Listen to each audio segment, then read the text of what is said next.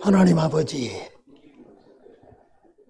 이 자리에 임재하셔서 우리들이 나누는 진리의 말씀이 우리의 인격과 삶에 그대로 적용이 되어져서 주님 교회를 섬기고 주의 일을 함에 있어서 큰 유익을 얻게 하옵소서.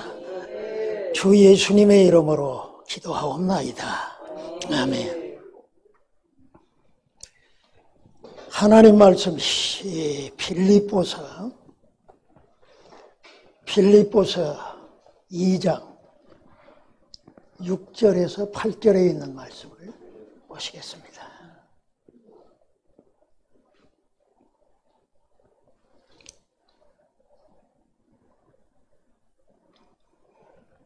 그는 하나님의 본체시나 하나님과 동등됨을 취할 것으로 여기지 아니하시고 오히려 자기를 비워 종의 형체를 가지사 사람들과 같이 되셨고 사람의 모양으로 나타나사 자기를 낮추시고 죽기까지 복종하셨으니 곧 십자가에 죽으심이라.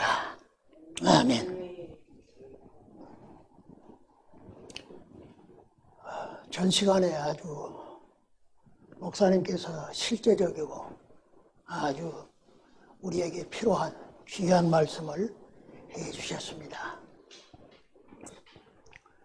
제가 이 교회당에 들어와서 딱 눈에 들어온 것이 오직 성령 그리고 오직 예수 하나님이 이 표였습니다. 그대로 되어져야 할 줄 믿습니다. 오직 예수, 예수께서 그리스도로 이 부음을 받으시고 그 사명을 감당함에 있어서 교회가 서게 되었습니다. 그리스도가 없는 교회는 기독교회가 아닙니다. 예수 그리스도가 중심이 되어지고 그의 그 복음의 능력이 선포되고 그 능력이 나타나는 곳이어야 기독교회입니다.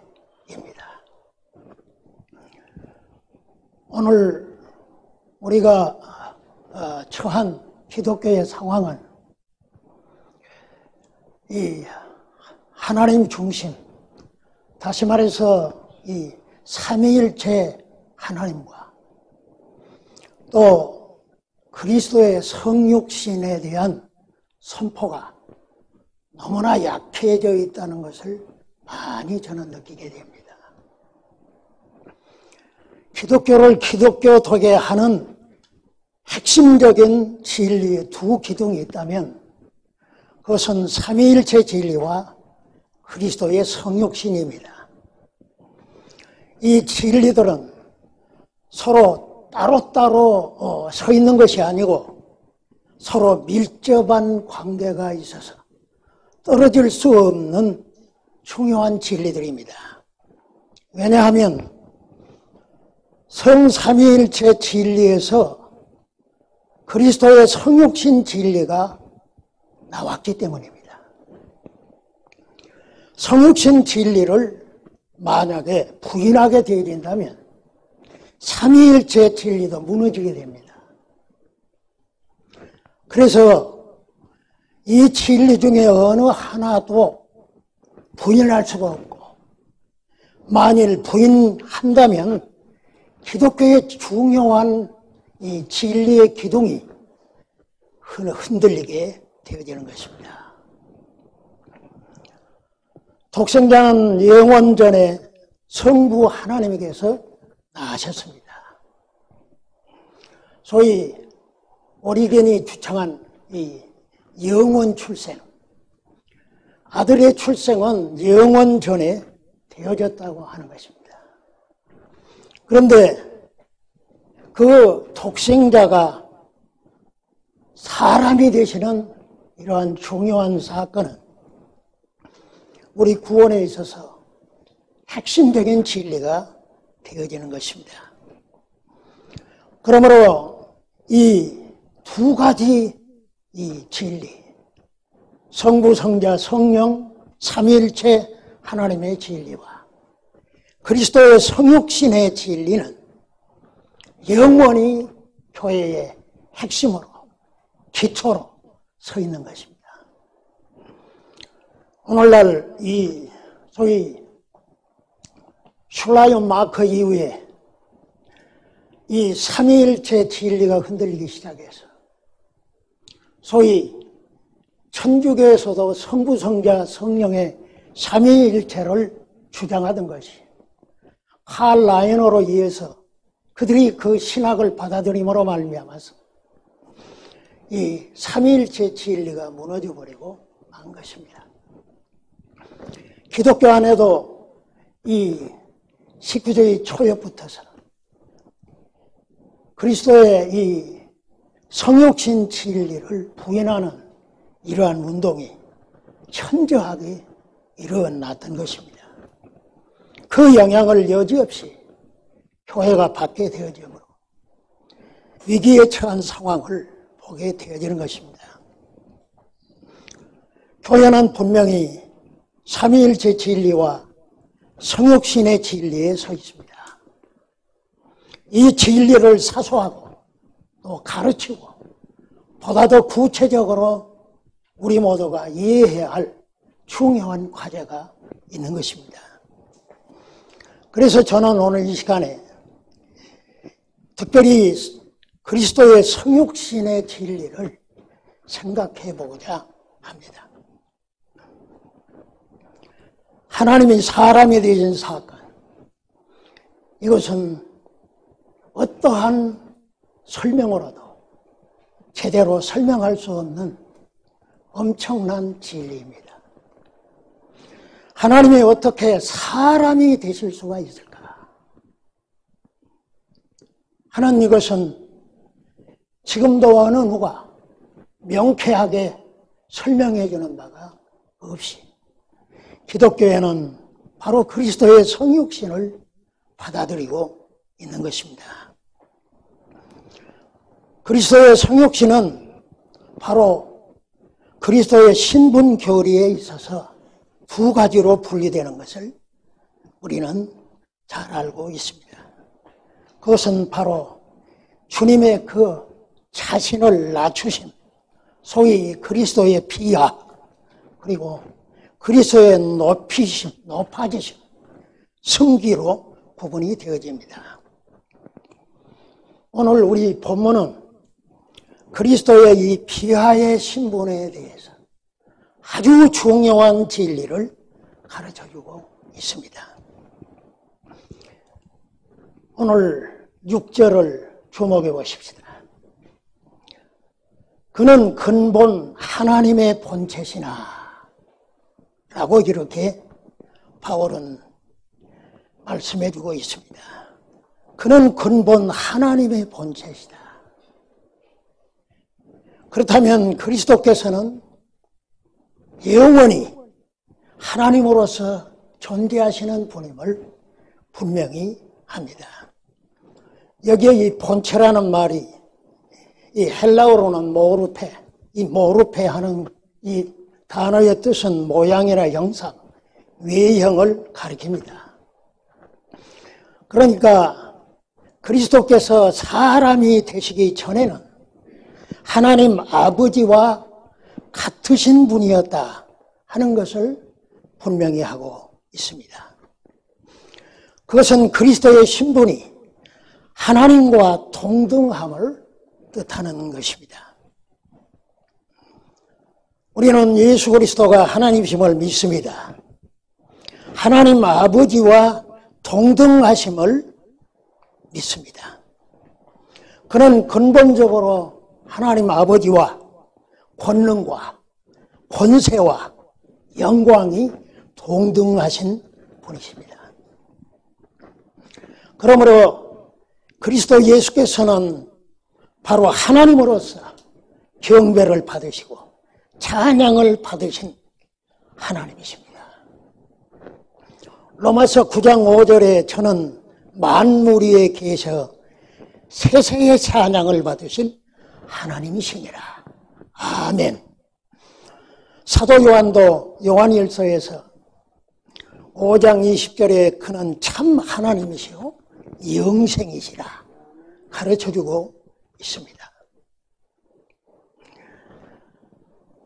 자유주의 신학자들에 의하면 그리스도의 성육신 진리를 바로 이해하지 못하고 사람으로 인간으로서의 찬양을 받을 인간의 모범으로 그렇게 제시하였습니다. 하나님 아버지께서 그리스도를 바로 영원전에 출생하여 자신과 동등으로 이렇게 삼으시고 예수님께서 바로 이제 대제사장으로서 마지막 기도를 드리실 적에 아버지와 함께 가졌던 영광으로서 영화로 영광스럽게 하옵소서 했던 것을 보게 되어집니다. 예수님은 자신이 하나님이심을 결코 잊으신 적이 없습니다. 그럼에도 불구하고 이 그리스도의 신성에 대해서 자꾸 이제 부인하려고 하는 그런 이제 강조가 있다 보니까 하나의 인간으로서 취급되고만은 이런 어려움에 처하게 되어진 것입니다. 그러나 그리스도께서는 바로 세세의 찬양을 받으시고 만물에게 영광을 받으시고 사람들에게 경배를 받으실 하나님이시라는 이 중요한 진리를 이 사도 바울은 그는 근본 하나님의 본체시다. 하나님과 같으시다. 영광과 그 찬양을 받음에 있어서 같으신 분임을 분명히 하면서 그분이 바로 성육신 하실 때에 자신을 이제 어떻게 낮추셨는가 하는 것을 가르쳐주고 있습니다. 오늘 우리 본문을 통해서 그리스도께서 자신을 낮추심에 있어서 단계적으로 이루어진 사실을 보게 되어집니다. 오늘 이 7절에 보면 오히려 자기를 비워 하는 이 말씀이 있습니다. 자신을 비우셨다. 그러니까 이 말은 하나님 되심을 포기했다는 그런 의미가 결코 아닙니다. 그게 아니라 자신을 비우셨다고 하는 것은 하나님으로서 영광된 자리를 포기하심을 의미합니다. 하나님으로서의 영광된 자리에서 내려앉으심을 의미하는 것입니다. 그리스도께서는 여전히 하나님이시지만 성육신 하시기 위해 하나님의 영광된 자리를 내려놓으셨습니다. 찬양과 경배를 받으실 영화로운 자리를 과감하게 내려놓으신 것입니다. 그것이 바로 이 그리스도의 자기를 낮추심의 첫 단계가 되어지는 것입니다. 우리는 이 그리스도께서 하나님으로서 누릴 영광된 자리를 포기하셨다. 무엇 때문에요? 무엇 때문에 그게 이루어졌습니까? 주님이 왜 그렇게 하나님으로서의 영광을 누릴 그 자리를 내려놓으셨습니까? 우리는 이 진리에 대해서 숙고하지 않으면 안 되는 것입니다. 주님은 자신의 영광된 영화로운 그 자리를 내려놓으셨습니다. 주께서 받으셔야 할 그러한 영광을 포기하시고 자신을 낮추신 것입니다. 두 번째 단계는 창조주께서 피조물이 되셨다고 하는 진리를 오늘 이 말씀 사람들과 같이 되었고 사람의 모양으로 나타나셨으며 하는 이 말씀에서 생각해 볼 수가 있습니다. 여기서 이 모양으로 사람의 모양으로 나타나셨다. 이 모양이라는 말이 스케마티, 이 헬라어로 스케마티 하는 것은 체형이나 체질을 뜻합니다. 그러니까 하나님으로서의 본체, 그 하나님으로서 영광 자리에서 자신을 이 사람이 되심으로 말미암아서 이 신성과 이 전혀 다른 그런 모양을 가지셨다고 하는 것을 가르쳐주고 있습니다. 신성으로서의 영광, 그것과 대조를 이루는 육신의 모양, 육신의 이 체질을 가지고 나타나셨다.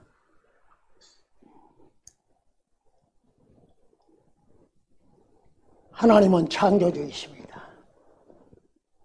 하나님께서 이 만물을 창조하실 것을 계획하시고 그 계획하신 것을 아들을 통해서 이루신 줄로 믿습니다. 그래서 이 모든 만물은 독생자가 아니고는 지음받지 아니했다. 사도 요한은 그렇게 분명히 가르쳐주고 있습니다.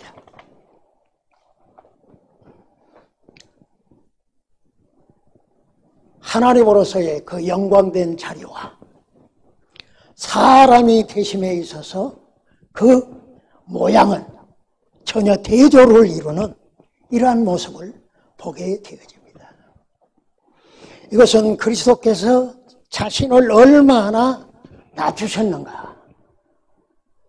자신을 비우는 것은 물론 창조주께서 피조물이 되시는 이러한 모양을 가지셨다 하는 것입니다. 자신을 낮추심에 창조주가 사람이 되셨습니다. 피조물이 되었습니다. 아리우스는 이 히브리서 1장에서 이 피조물이 되신 이 말씀을 가르쳤어요.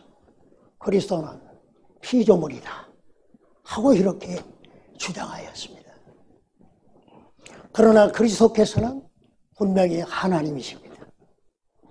하나님이신데 바로 사람의 모양으로 나타나십니다. 육신의 그런 피조물의 모습을, 피조물의 모양을 지니심으로 그분이 얼마나 자신을 낮추셨는가, 자신을 피하셨는가를 잘 보여주고 있습니다. 오늘 우리는 그리스도에 대해서 그분은 어떤 분이냐 하는 것을 성육신 진리에서 살펴보게 되어질 때 그의 권위에 압도되게 되어지는 것입니다. 어떻게 하나님께서 우리 같은 육신을 입으실 수가 있을까? 어떻게 사람이 되실 수가 있는 것일까? 여기에 이 그리스도의 지극히 자신을 비우심에 낮추심의 진리를 생각하게 되어진 것입니다. 그러나 그보다 더 이 놀라운 것은 오늘 우리의 본문에 바로 7절의 말씀에 이 오히려 자기를 위하여 종의 형체를 가지셨다. 종의 신분을 취하셨다 하는 것입니다. 피조물에 그렇게 이 형상을 입을 뿐만 아니라 모양을 지니실 뿐만 아니라 그분이 성육신 하실 때 바로 이제 종의 신분을 취하셨다 하는 것입니다. 만물의 주인이요 사람들의 창조자께서 하나님의 종으로서의 신분을 취하셨습니다. 이것은 이미 이사야가 이 그리스도께서 이 땅에 오실 때에 바로 종의 신분으로 오실 것을 예언하였습니다. 이사야 42장 1절에 보면 내가 붙드는 나의 종, 내 마음에 기뻐하는 나의 택한 사람을 보라. 내가 나의 신을 그에게 주었은지 그가 이방에 공의를 베풀리라. 내가 붙드는 나의 종, 내가 기뻐하는 이 택한 사람, 이분이 바로 성육신 하실 종의 신분으로 나타나신 바로 이제 그리스도였습니다. 주님은 이 땅에 오실 때 바로 종의 신분으로 오셨습니다. 그래서 오늘 8절에 보면은 그가 자기를 낮추시고 죽기까지 복종하셨으니 말씀해주고 있습니다. 주님은 아버지의 종으로 오셨습니다. 그리스도께서는 하나님의 종으로 이 땅에 오셨어요. 그분의 삶 전체는 종의 삶이었습니다. 아버지께서 하라고 하신 일을 다 이루고 십자가에 죽으시는 그 절정에 이르기까지 종의 삶을 사셨습니다. 그래서 자기를 낮추시고 얼마나 낮추셨느냐. 십자가에 죽기까지, 죽으실 때까지 종으로서 삶을 사심으로 자기를 피하셨음을 보여주고 있습니다. 그의 십자가의 죽으심, 그리고 그의 장사 지냄, 이런 것들은 주님이 자기를 낮추심의 극치였습니다. 우리가 이 진리에 매여야 될 줄 믿습니다. 왜냐? 그가 자신을 비우시고 낮추셔서 종의 신분으로 아버지의 종으로 삶을 사시지 않았다면 우리의 구원은 없는 것입니다. 우리의 구원을 이룸에 있어서 그가 이렇게 자신을 비하하시고 낮추심으로 말미암아서 가능하게 되어진 것입니다. 그분도 인간이었습니다. 사람이었습니다. 그래서 십자가에서 당할 그 고통을 예견하셨기 때문에 겟세마네 동산에서 얼마나 그분이 주님께 아버지께 부르짖고 어린아이처럼 아바 아버지, 이 아바 하는 말이 아람어잖아요. 그런데 그 말이 아빠라는 의미예요. 아빠. 하나님 앞에 어린아이가 때울 수도 있어요. 아빠. 할 수만 있으면 이 잔을 내게서 옮겨주옵소서. 그러나 아버지의 원대로 되게 해주옵소서. 아버지의 뜻은 십자가를 지시는 것이었습니다. 왜냐하면 그 십자가의 죽으심이 바로 우리의 구원이기 때문에 그렇습니다. 죄사함과 영생을 가져오기 위한 유일한 길은 바로 그가 여호와의 종으로서, 아버지의 종으로서 마지막 자기 목숨을 버림에 있었기 때문입니다. 이 진리를 알게 되면 우리는 그리스도에게 매이게 되는 것입니다. 그의 발 아래 엎드리게 되는 것입니다. 주님은 자기를 비우시고 낮추심이 순전히 자발적이었습니다. 아버지의 권함이나 강요가 아니고 자기 스스로 낮추시고 종의 신분을 취하신 것이었습니다. 소위 이 휴밀리네이션이라는 이 단어가 말이에요. 굴욕을 의미하는, 낮추고 보통 낮추는 게 아니라 굴욕의 자리에, 굴종하는 자리에 스스로 내려오시는 거죠. 그 자리를 채우시는 것입니다. 스스로 굴종의 자리에, 복종의 자리에 내려오신 것입니다. 그리스도의 위대함이 여기 있습니다. 그의 낮아지시고 종의 신분으로서 십자가에 자신을 내어놓기까지 복종하신 거기에 우리는 무릎을 꿇게 되어지고 그리스도뿐이십니다. 그리스도뿐이십니다. 예수 그리스도뿐이십니다. 우리는 그렇게 고백하지 않을 수가 없는 것입니다. 그렇다면 이렇게 자신을 비우시고 낮추시고 종의 삶을 이 살게 하시는 그 근원과 동기는 어디에 있습니까? 그 목적은 어디에 있는 것입니까? 그의 동기는 바로 사랑에 있습니다. 반역한 우리들을 향한 그러한 뜨거운 사랑에 있는 것입니다. 하나님은 죄인을 사랑하십니다. 불쌍히 여기십니다. 긍휼히 여기십니다. 하나님은 모세를 통해서 말씀하셨습니다. 나는 불쌍히 여길 자를 불쌍히 여긴다. 사도 바울은 그 진리를 분명히 이해하였습니다. 그래서 그는 로마서에서 하나님은 이 긍휼히 여길 자를 긍휼히, 불쌍히 여길 자를 불쌍히 여긴다. 하나님은 은혜 줄 자에게 은혜를 주신다고 하였습니다. 은혜 줄 자는 바로 하나님이 자기를 반역하고 배반한 인간이었습니다. 그 인간을 향한 사랑은 바로 한 하나님으로서의 그 인격자가 자기를 낮추시고 하나님됨을 감추시고 육신이 되심에 있었고 바로 그 십자가의 구속의 사건을 통해서만 그 반역된 인간을 구원할 수 있는 유리한 기력이 되고 이렇게 자신을 낮추시고 종이 되어지신 것입니다. 우리가 이 사랑하는 사람을 향해서는 뭐든지 다 주고 싶잖아요. 뭐든지.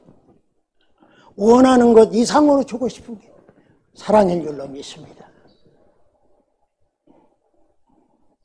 우리는 끊임없이 주님을 반역하고 거역하지만 그러나 자기 형상대로 만든 그 인간을 향한 그 사랑은 너무나 큰 것이었습니다.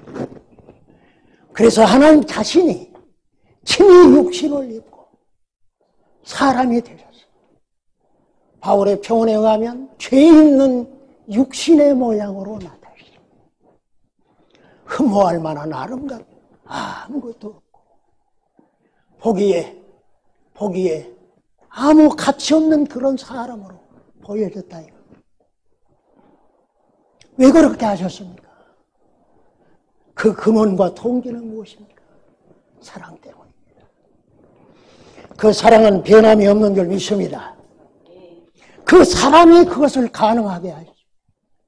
얼마든지 자기 자신을 낮추고 내가 종이 되어도 기쁘고 자기를 제물로 드려도 기쁜 것이 사랑이었습니다. 오늘 그 사랑이 우리를 살리는 줄로 믿습니다. 구원에 이르게 하시는 거죠. 그래서 사도 바울은 빌립보의 성도들에게 자기를 낮추고 죽기까지 복종하신 그 그리스도의 마음을 품으라고 권면합니다. 그리스도의 마음을 품는 자가 그리스도인입니다. 그리스도인은 자기를 낮추고 종으로 사신 그리스도를 본받는 사람입니다. 오늘 기독교 안에 참된 그리스도인들은 누구입니까? 그리스도의 마음을 가진 자입니다. 오늘 우리가 당신이 나보다 더 훌륭합니다. 나보다 더 위대합니다. 상대방을 높일 수 있는 사람이라면 교회가 얼마나 평안하고 좋겠습니까? 그리스도의 마음을 가집시다. 아멘. 기도합시다. 하나님 아버지,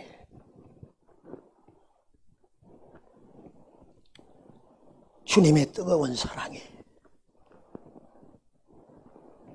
늘 반역하고 거역하는 저희들을 구원하시기 위해서 친히 자신을 낮추시고 사람이 되시고 종의 신분으로서 십자가에 죽으셨습니다. 오늘 이 예수를 본받게 하옵소서. 그리스도의 마음을 저희들도 갖게 하여 주옵소서. 그래서 작은 예수로 살게 하여 주옵소서. 저희들이 먼저 그리스도의 마음을 가지고 종의 삶을 삶으로써 교회를 섬길 수 있게 하여 주시고 하나님의 일을 할 수 있게 하여 주시어서 교회가 새로워지고 변화받고 힘있게 사는 귀한 역사를 이루는데 쓰임받게 하여 주옵소서.